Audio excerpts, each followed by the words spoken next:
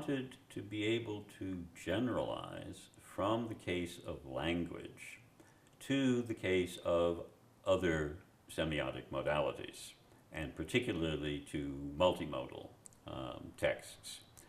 And so I tried to find the common denominator.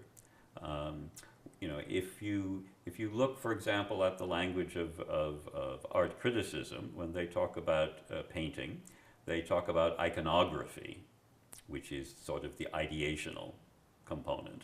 And they talk about perspective, which has a lot to do with an interpersonal, attitudinal, perspectival component. And they talk about composition, right, which is more or less the textual aspect. Right? And in music, there is terminology for these different aspects. And in talking about gesture and posture and action more generally.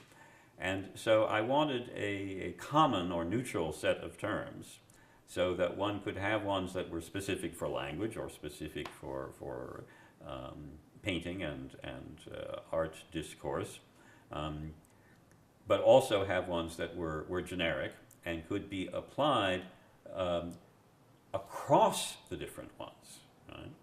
And so I came up with these terms to represent not so much even the multimodal as the cross-modal dimensions of meaning making.